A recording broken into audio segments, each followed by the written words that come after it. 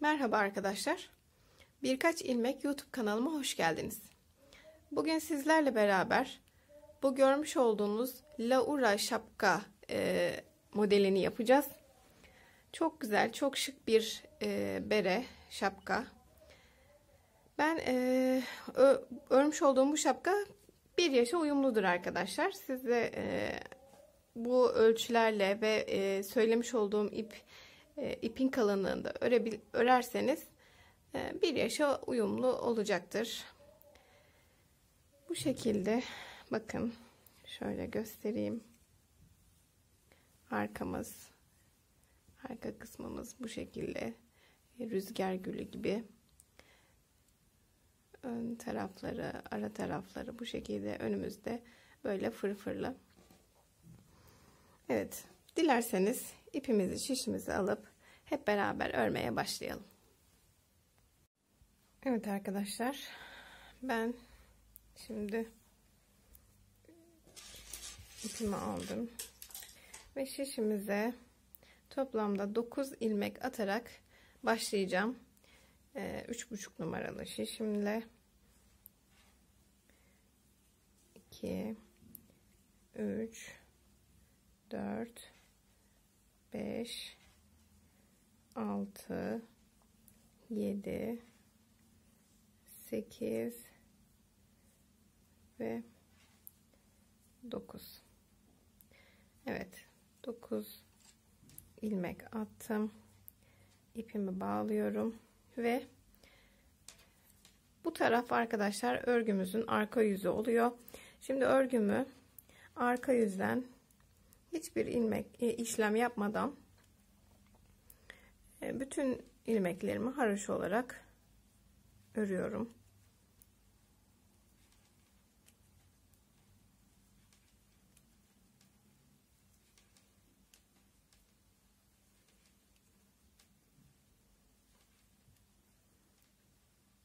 Evet.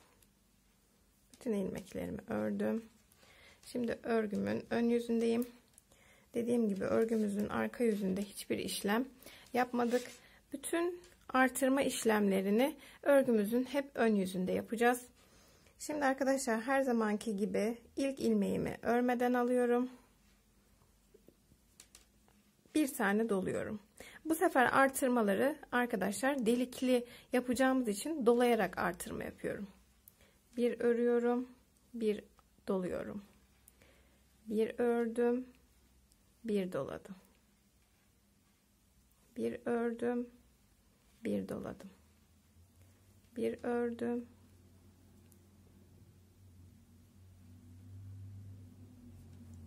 bir doladım. Bir ördüm ve bir doladım. Bakın, pardon, doladım, bir tane ördüm, bir tane doladım ve geri kalan 2 ilmeğimi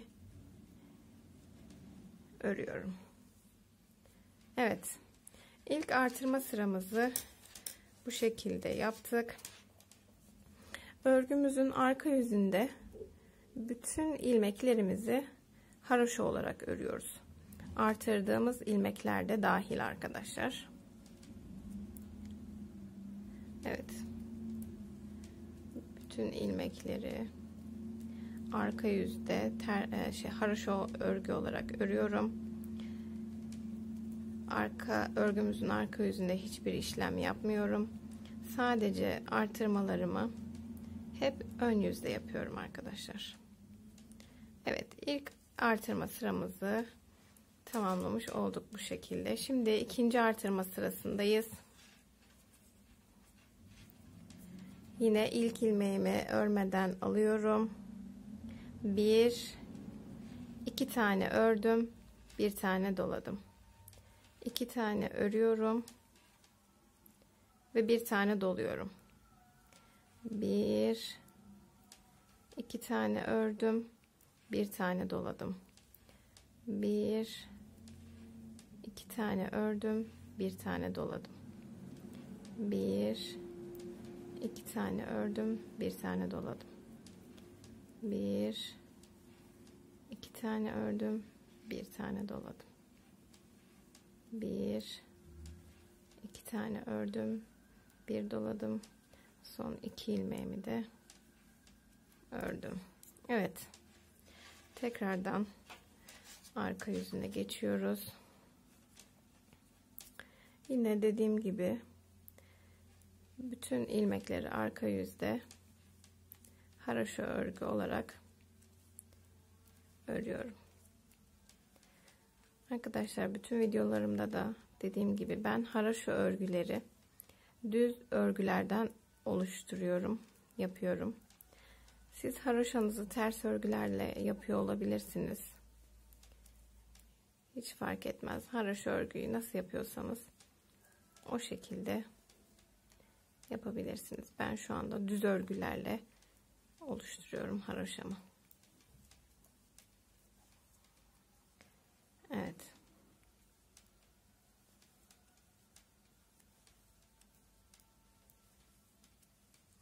Evet, arka sıramızı da ördük. Şimdi 3. artırma sıramıza geldi.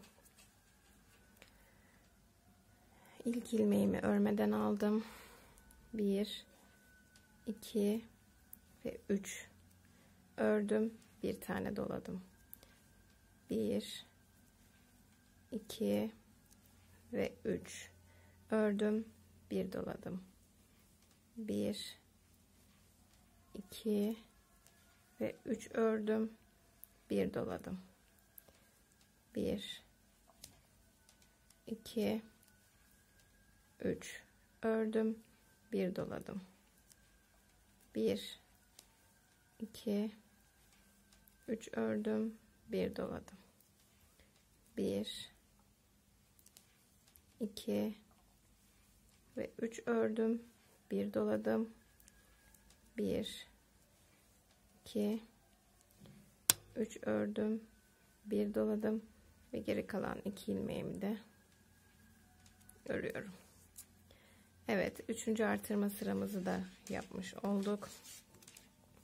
Şimdi tekrardan örgümüzün arka yüzündeyiz ve bütün ilmeklerimizi haroşa örgü olarak örüyoruz.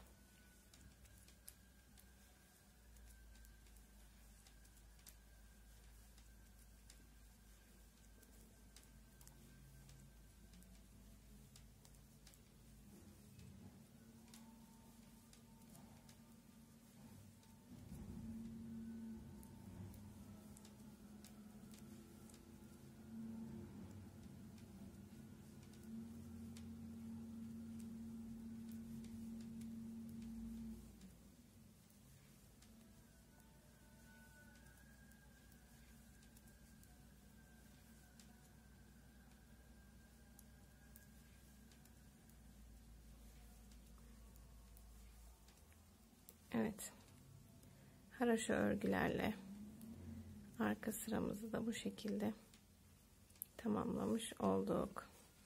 Şimdi arkadaşlar 4. artırma sıramıza geçeceğiz.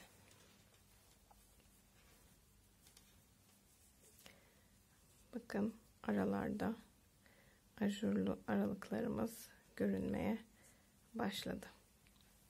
Şimdi arkadaşlar 4. artırma sırasındayız ve bu sefer 4 ilmek örüyoruz. 1, 2, 3, 4 tane ördüm. Bir tane doladım. 1, 2, 3 ve 4 ördüm. Bir tane doladım. 1, 2, 3 ve 4 ördüm. Bir doladım. 1, 2, 3 ve 4 bir tane doladım. 1, 2, 3 ve 4 bir tane doladım. 1, 2, 3, 4 bir tane doladım. 1, 2, 3 ve 4 Bir tane doladım. Son 2 ilmeğimi de örüyorum. Evet arkadaşlar. 4. artırma sıramızı da tamamladık. Şimdi arka taraftan bütün ilmeklerimizi yine haroşa olarak öreceğiz. Ön tarafa geldiğimizde 5. artırma sıramızda aralarda 5'er ilmek örüp bir artırmamızı öyle yapacağız. Daha sonra 5. artırmadan sonra 6. artırma sırasında 6 ilmek örüp artıracağız. 7. artırma sırasında 7 ilmek örüp artıracağız. 8. de 8 öreceğiz. Bu şekilde artırmalarımızı yapmaya devam edeceğiz. Şimdi ben arka kısmın o artırma kısımlarını bitireyim, tamamlayayım. Öyle geleceğim ve toplamda kaç tane artırma sırası yaptım sizlere söyleyeceğim. Evet arkadaşlar, ben artırmalarımı tamamladım. Bakın bu şekilde yuvarlak bir örgü elde etmiş olduk. Toplamda 1, 2, 3, 4, 5, 6, 7 parçamız var. Toplamda 14 artırma yaptım. Bu artırmalar arkadaşlar sizin ipinizin kalınlığına, şişinizin kalınlığına göre değişebilir. Onu kendiniz göz kararıyla ayarlayabilirsiniz. Dediğim gibi toplamda 14 artırma yaptık. Artırmaları da şu delikleri sayarak toplamda kaç tane artırma yapmış olduğunuz onu sayabilirsiniz. 1, 2, 3, 4, 5, 6, 7, 8, 9, 10, 11, 12, 13 ve 14. Evet, şimdi arkadaşlar hiçbir artırma veya eksiltme yapmadan 3 sıra haroşa öreceğiz. Hiçbir şekilde artırma veya eksiltme yapmadan 3 sıra haroşa öreceğiz. Daha sonra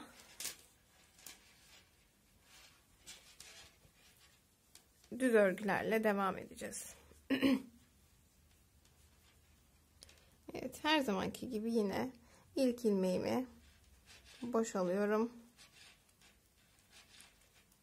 ve diğer bütün ilmekleri haroşa olarak örüyorum. Hiçbir artırma veya eksiltme yapmıyorum. Bakın, normalde bu ilmekten sonra artırma yapmam gerekiyordu ama şimdi direkt artırma yapmadan ilerleyeceğim. Dediğim gibi 3 sıra haroşamız olsun. Ondan sonra geri geleceğim arkadaşlar. Evet arkadaşlar, ben 3 sıra haroşamı da ördüm. Hiçbir şekilde artırma veya eksiltme yapmadan. Şimdi arkadaşlar baştan ve sondan ilmek ayıracağız. Onun için şöyle benim küçük şişlerim vardı. 3,5 numaralı. Yine şişimle aynı numarada. Onları ayıracağım.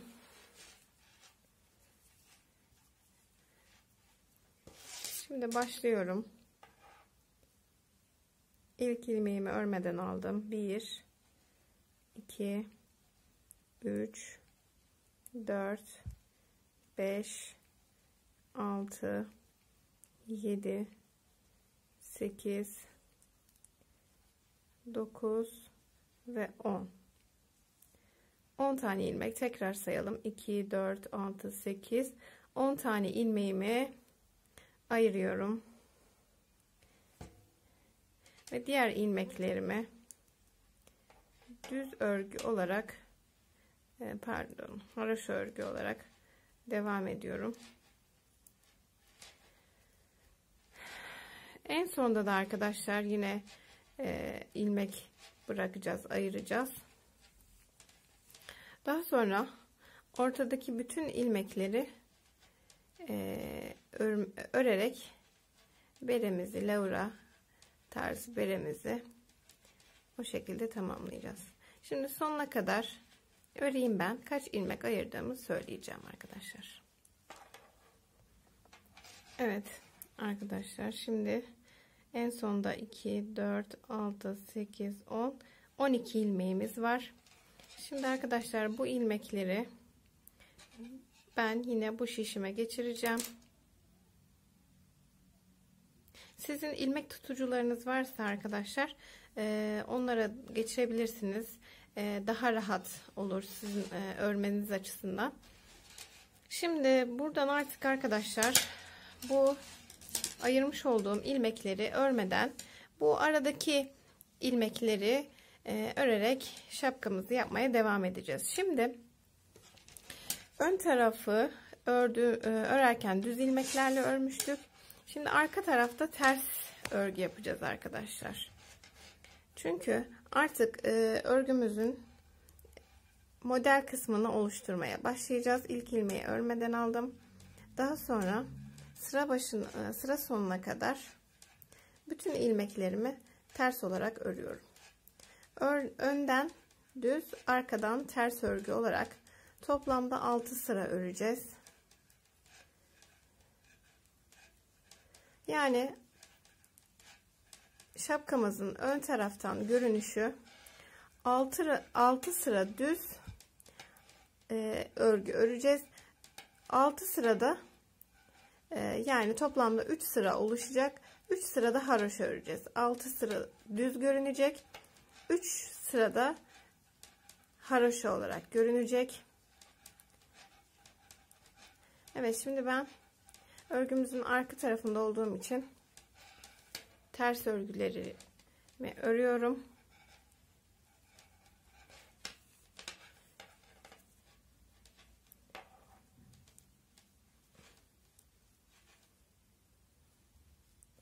Evet. Artık artırma veya eksiltme yapmayacağız. Belli bir uzunluğa, belli bir boyuta gelene kadar hep aynı sayılarla örmeye devam edeceğiz.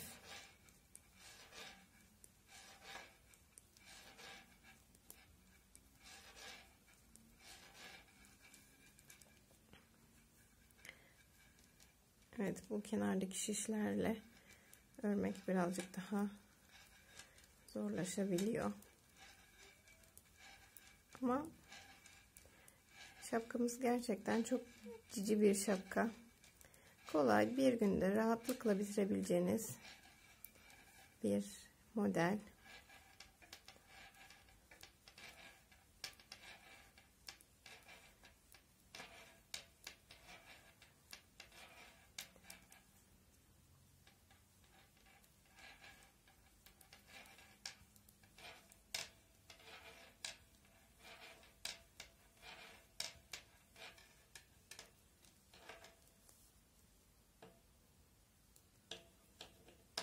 Evet. Son ilmeğimizi de ördüm. Ve tekrardan ön tarafa dönüyorum. Bakın düz ilmeklerimiz görünmeye başladı. Şöyle. Bakın düz ilmeklerimiz görünmeye başladı. Evet. Dediğim gibi arkadaşlar 6 sıra düz öreceğiz. 3 sırada haroşa yapacağız. 3 sıra haroşa örgümüz olacak. Daha sonra tekrardan 6 sıra düz öreceğiz. Sonra tekrardan 6 sıra haroşa olarak o şekilde örgümüze devam edeceğiz. Ben şimdi arkadaşlar dediğim gibi 6 sıra düz örgülerimi öreceğim. Daha sonrasında tekrardan haroşa örgülerle dediğim gibi 3 sıra haroşamı yapacağım. Yani 3 sıra haroşa derken bu şekilde 3 çizgi haroşa görünecek arkadaşlar. Bu 3 çizgi haroşayı oluşturabilmek için de toplamda 6 sıra örüyoruz. Bir gidiyoruz, bir geliyoruz, bir sıra oluşuyor. Bir gidiyoruz, bir daha geliyoruz, ikinci sıra oluşuyor. Bir gidiyoruz, bir daha geliyoruz. Bu sefer 3. sıra oluşuyor.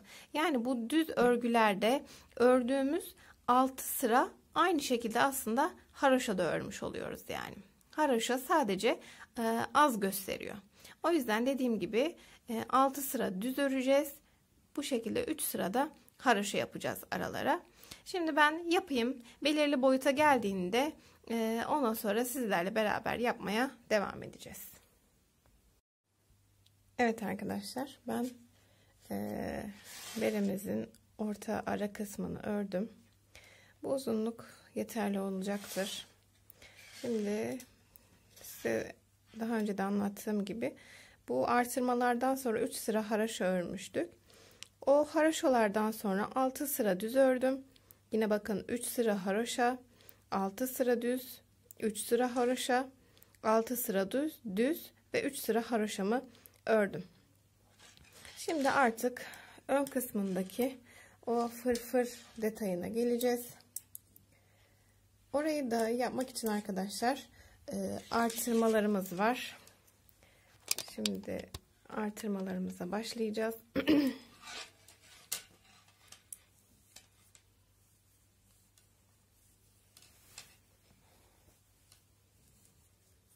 Evet.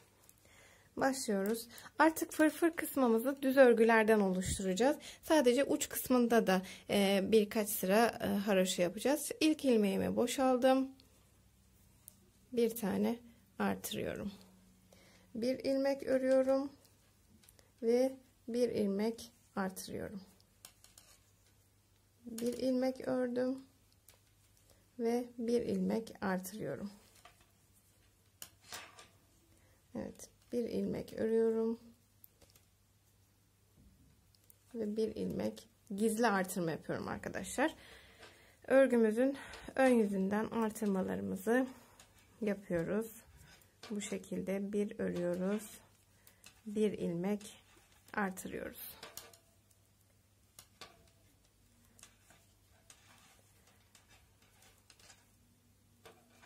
Evet. Bu şekilde sıra sonuna kadar artırmalarımızı yapalım. Ondan sonra devam edelim. Bir örüp bir artırıyoruz. Evet, ben artırmalarımı tamamladım. Bir ilmek ördüm, bir ilmek artırarak artırma işlemimi tamamladım. Şimdi örgümüzün arka yüzüne geçiyoruz. Artık artırmalarımız bitti. Arka yüzünden ters, ön yüzünden düz örgü olacak şekilde 5-6 sıra öreceğiz arkadaşlar. Evet, arka sırada artırmış olduğumuz ilmeklerle beraber bütün ilmekleri ters örgü olarak öreceğiz. Ön sırada da bütün ilmeklerimizi düz öreceğiz. Artık bundan sonra artırma veya eksiltme yapmayacağız. Bu şekilde. Evet arkadaşlar, ben şimdi tamamlayayım. 5-6 sıra düz örgümü yapacağım. Ondan sonra 1-2 sırada haroşa örgülerimizi yapacağız. Ondan sonra fırfır kısmımızı tamamlayıp beremizin boyun kısmını öreceğiz. Arka kısımlarından şurada ilmekler ayırmıştık. O ilmekleri birleştirip ek olarak ilmek çıkartacağız. O şekilde boyun kısmını da yapacağız. Şimdi ben fırfır kısmımı tamamlayıp geleyim. Sonra sizlerle beraber devam edelim. Evet arkadaşlar, ben fırfır kısmımı da ördüm. 8 sıra toplamda düz ilmek ördüm. 2 sıra haroşa ördüm. Şimdi 2 sıra haroşadan sonra örgümün ön yüzünden de tamamladım. Örgümü tamamladım. Şimdi örgümüzün arka yüzünden kesim işlemini yapacağız. Neden arka taraftan kesiyorum? Ön taraftan haroşa olarak görünmesini istediğim için örgümü arka yüzden kesiyorum. Şimdi arka yüzden kestiğimiz zaman bu ön tarafta uç kısımda 3 diş haroşamız olmuş olacak. Kesme işlemini de nasıl yaptığımı göstereyim sizlere. Hemen ilk ilmeğimi bu şekilde alıyorum. İkinci ilmeğimi örüyorum ve ilk ilmeğimi üzerinden geçiriyorum. Örüyorum ve arkadaki ilmeğimi ördüğüm ilmeği üzerinden geçiriyorum. Evet, bakın bu ilmeğimi ördüm. Arkadaki ilmeği bunun üzerinden geçiriyorum. Evet. Bu kadar kolay arkadaşlar. Evet, şimdi şöyle göstereyim, bakın. Bakın ön tarafta 3. haroşa sıramızda oluşmaya başladı. Evet arkadaşlar, şimdi sıramızın sonuna kadar bu şekilde kesim işlemimizi tamamlayalım. Daha sonra boyun kısmındaki yerlerden örmeye devam edeceğiz. Çok az bir bölümümüz kaldı örmemiz gereken. İnşallah onları da hep beraber sizlerle beraber tamamlayalım. Şimdi sıra sonuna kadar keseyim, geleceğim. Evet, ben fırfırımızın kesimini bu şekilde tamamladım. Bakın ön taraftan 3 sıra haroşamız olmuş oldu. Şimdi arkadaşlar, bu ense kısmının örülüşüne geldi sıra.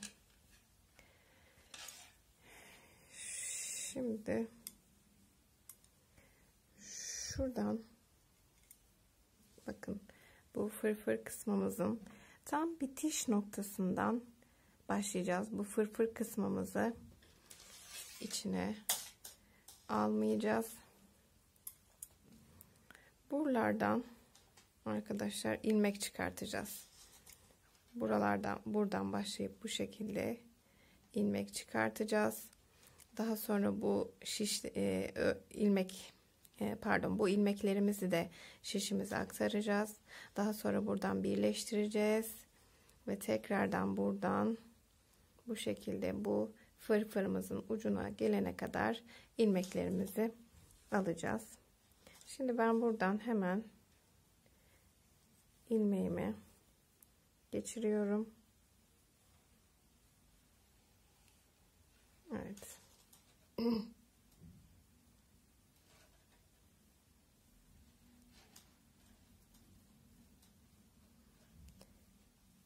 Düğümümü attım ve ilmek çıkarmaya başlayacağım.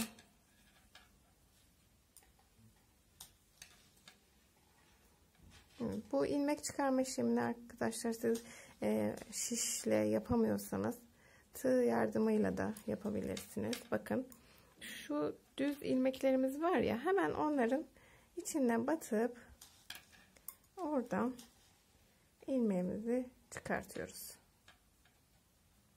Evet, hemen yan taraftakinden,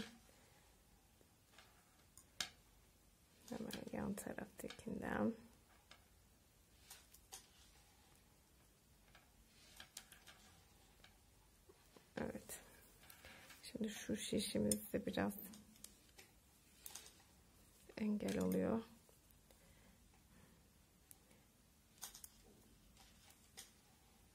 Evet, bu şekilde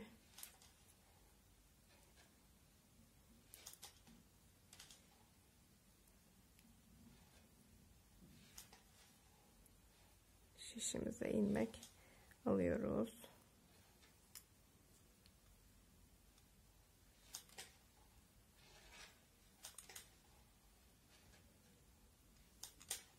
Tabii tığ yardımıyla daha kolay alabilirsiniz arkadaşlar.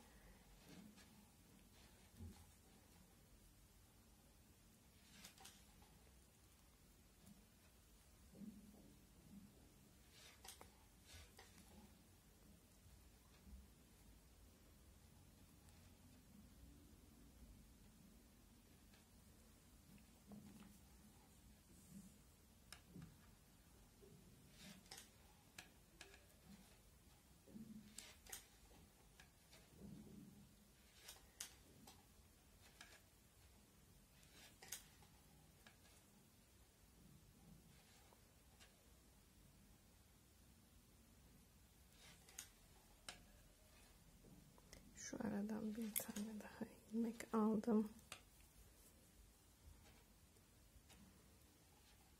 Ve bu ilmekleri örerek bu şişime aktarıyorum.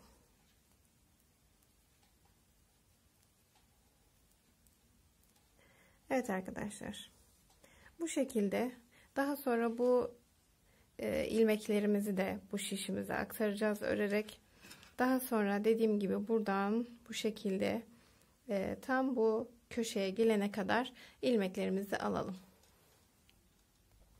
Evet arkadaşlar, ben bütün ilmeklerimi şişime geçirdim.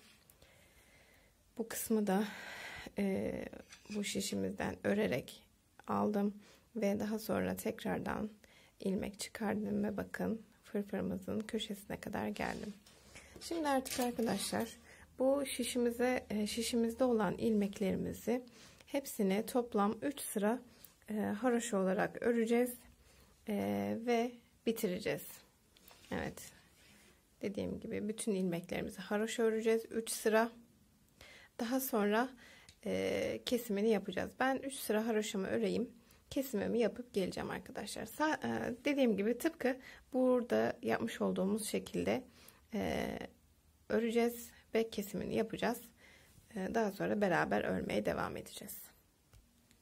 Evet arkadaşlar, bakın ben 3 sıra haroşamı ördüm ve kesimimi yaptım. Yalnız buradan ipimi koparmadım, çünkü buradan ilmek çıkartıp bağcık yapacağız, kordon yapacağız. Ondan önce yalnız şu arka kısımdaki açık olan yerin dikişini yapalım. Şimdi ters taraftan dikeceğim. Şu şekilde ben iğneme ipimi geçirdim.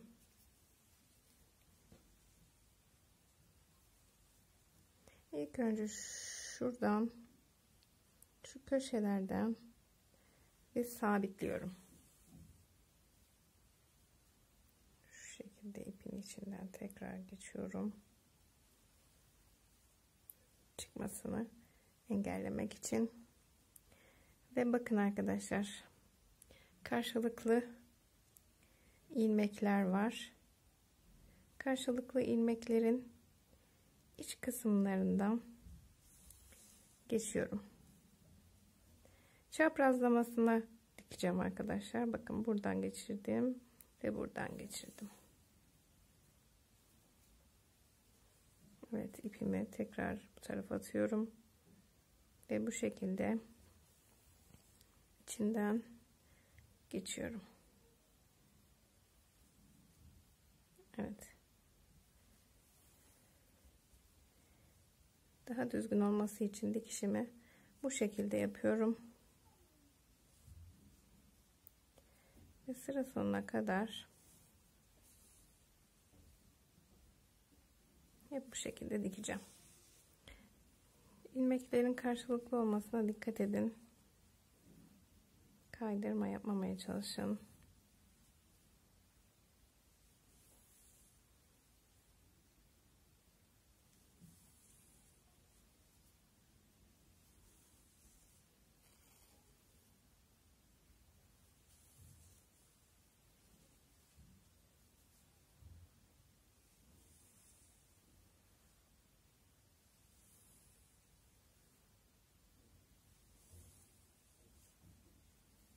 Evet.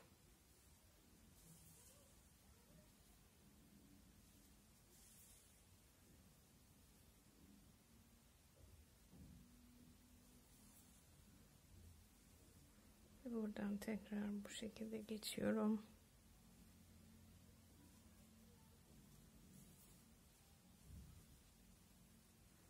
Bu şekilde düğümümü de atmış oldum. Şimdi buradan iç kısımdan biraz ipimi yürüteceğim ki kolay kolay sökülme olmasın. Evet.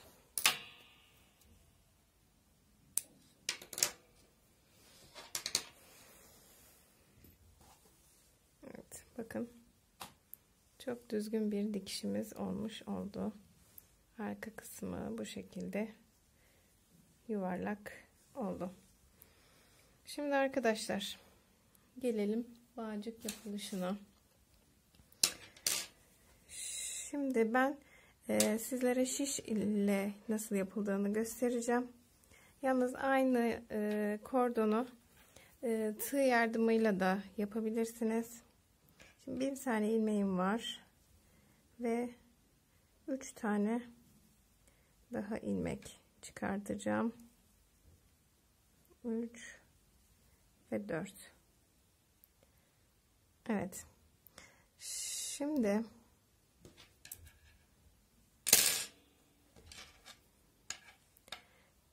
bu ilmeklerimi bu şişime alıyorum. Aktarıyorum. Ve bu taraftan örüyorum. Bak.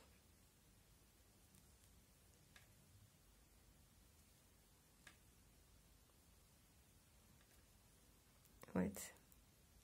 İlmeklerimi tekrardan aktarıyorum. Ve tekrardan bu taraftan örgümü örüyorum. Yine tabii 3,5 numara şiş kullanıyorum. Bu şekilde.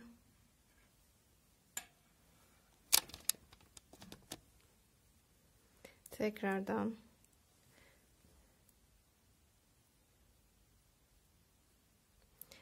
bu yöntem birazcık sizi oyalayabilir. Eğer evinizde çorap şişleri varsa onlarla da daha kolay bir şekilde hatta örebilirsiniz.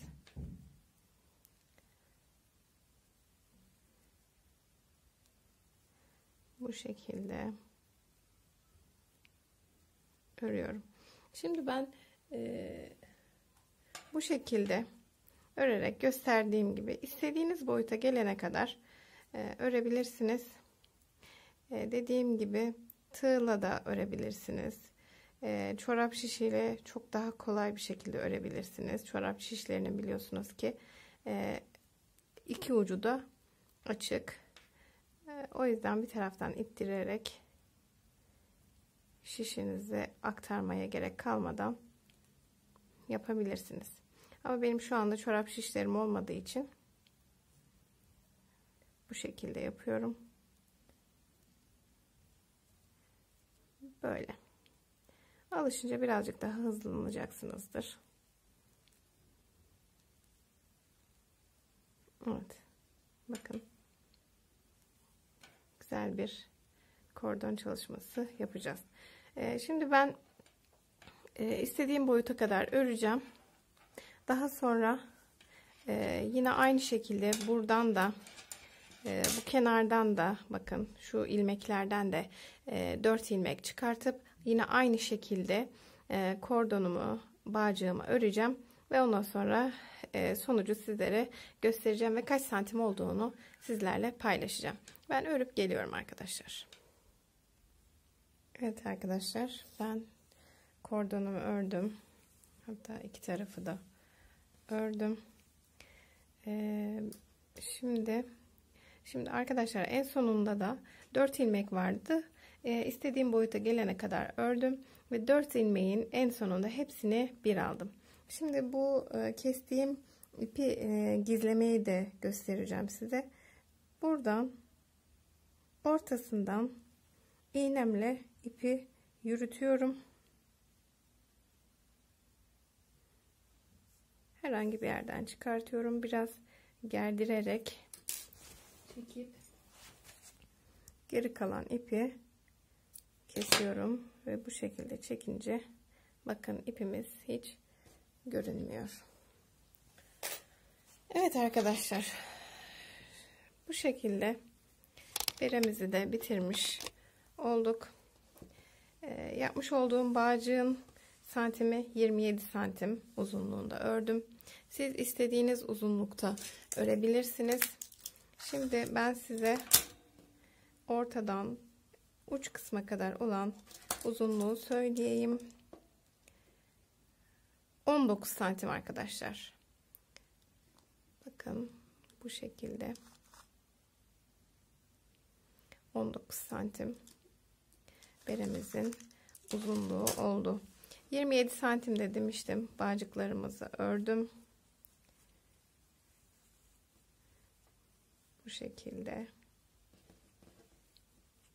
Siz İstediğiniz gibi yapabilirsiniz bağcık kısmını. İsterseniz haraşo olarak örebilirsiniz. 3-4 tin çıkartıyorduk ya, ilmek alıyorduk. O ilmekleri bu şekilde haraşo olarak da örebilirsiniz.